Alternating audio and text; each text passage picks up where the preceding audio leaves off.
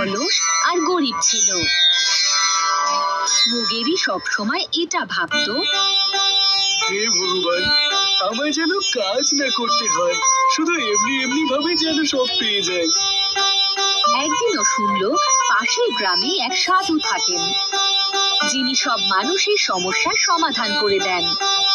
মুগেরি ভাবল, আমাকেও আমার সমস্যাগুলো নিয়ে সাধুর কাছে যাওয়া উচিত, যাতে আমারও দুঃখ দুর্দশা দূর হয়ে যায়। তারপরে মুগেরি একদিন সেই সাধুর কাছে গেল আর গিয়ে বলল, সাধু মহারাজ প্রণাম, আমার একটা সমস্যা আছে, যার জন্য আমি আপনার কাছে এসেছি। হ্যাঁ বাবা, বলো তোমার কি সমস্যা হয়েছে? মহারাজ, আমি আমার এই দুঃখ দারিদ্রতা থেকে বিরক্ত হয়ে গেছি, আর এই দুঃখ দুর্দশা নিয়ে আমার মনের মধ্যে সবসময় কিছু না কিছু চলতে থাকে।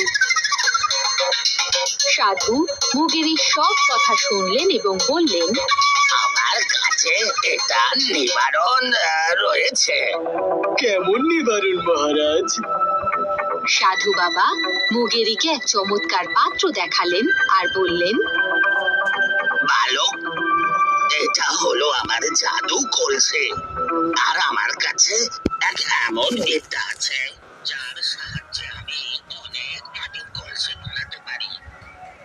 এই কলসির দ্বারা সব ইচ্ছা পূরণ হয়, আর এটা দিয়ে তোমার সব সমস্যার সমাধান হয়ে যাবে। কিন্তু এটা তৈরি করতে অনেক সময় লেগে যায়, আর কাজটাও ভীষণ কঠিন। তুমি কি পরিশ্রম করতে পারবে? মুগেরির মনে লোভ জন্মালো আর ও সাধু বাবাকে বলল, হ্যাঁ মহারাজ, আমি পরিশ্রম করতে পারবো। কিছুদিন মুগেরি সাধু বাবার সঙ্গে পাত্র তৈরি করতে লাগলো, কিন্তু যত দিন যেতে লাগলো ও ভাবলো, এতদিন ধরে কে পরিশ্রম করবে, বরং আমি এই সাধুর জাদু কলসিটা নিয়ে চলে যাই।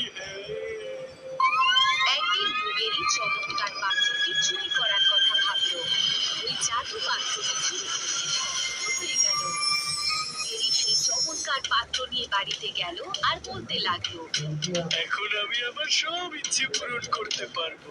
তারপর মুগেরি সেই পাত্র থেকে মহল তৈরি করলো, কাজের লোক রাখলো, গাড়ি এবং সমস্ত সুযোগ সুবিধার জিনিসপত্র নিল। ও খুব আরামের জীবন কাটাচ্ছিল। আরো লোক আরো বেড়ে গেল। ও বলতে লাগলো, এখন তো আমি আনন্দ করে খাবো, ঘুরবো আর আনন্দের সাথে ঘুমবো।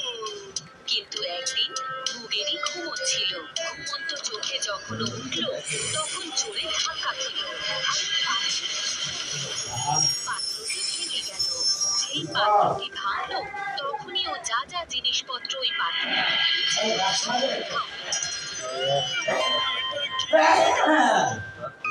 আমার সব জিনিস অদৃশ্য হয়ে গেল। এবার আমি কি করবো? আমি কাল আবার ওই সাধুর কাছে যাবো আর জাদুবিদ্যা শিখবো। ও আগামী দিন ওই সাধুর কাছে আবার গেল, কিন্তু ওই সাধু ওখানে ছিলেন না। উনি চলে গিয়েছিলেন। মুগেরি নিজের ভুলের জন্য আফসোস করতে লাগলো। আগের থেকেও আরো বেশি দুঃখী হয়ে গেল আর নিজেকে বারংবার দোষারোপ করতে লাগলো আর ভাবলো, যদি আমি ওই সাধু মহারাজের কথা শুনতাম আর জাদু কলসি বানানোর বিদ্যেটা শিখে নিতাম, তাহলে আমি আবার ওই কলসি বানাতে পারতাম। আর এইভাবে মুগেরি নিজের লোভের জন্য সব হারিয়ে ফেললো আর ও আগের মতো গরিব হয়ে গিয়েছিল। শিক্ষা: কিছু লোক সফল হওয়ার জন্য ভুল রাস্তা বাছেন। এমন সফলতা বেশি সময় পর্যন্ত টেকে না। জীবনে স্থায়ী সফলতা পাওয়ার জন্য নিজের সংঘর্ষ করে তাকে প্রাপ্ত করতে হয়, যাতে পরে চিন্তায় পড়তে না হয়।